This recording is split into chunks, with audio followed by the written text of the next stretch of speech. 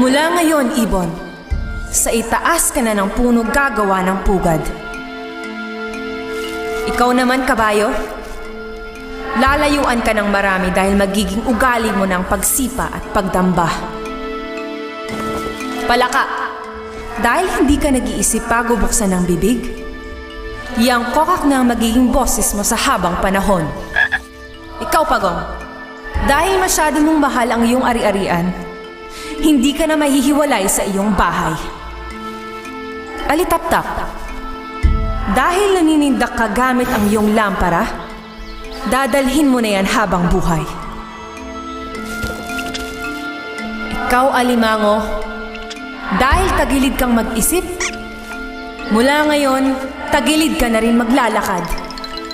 Ikaw, Lamok, hinahatulan kita ng 1 linggong pagkakakulong dahil sa pagdala mo ng itak sa aking hukuman.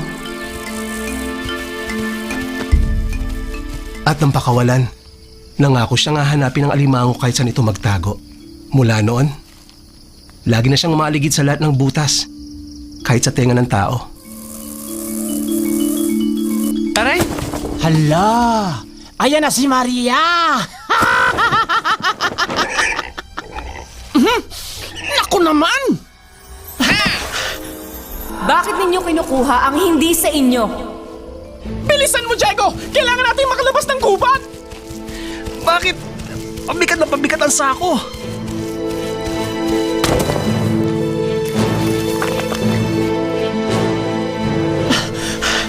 Anong nangyari sa baboy damo?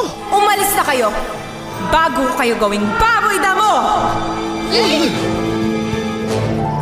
Iyon ang huling pagkakataon na nagpakita si Mariang Sinukuan. Sa pagdaan ng panahon, kinalimutan na si Mariang Sinukuan. Nawala ang tinig ng hustisya sa bundok Arayat.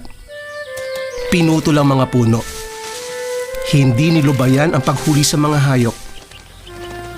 At namayani ang kasakiman ng tao.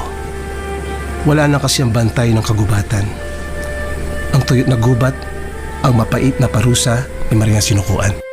Pero naniniwala ako na balang araw, babalik din siya. Para ibalik ang ganda ng bundok. Babalik siya kapag natuto na tayong pangalagaan ang kalikasan.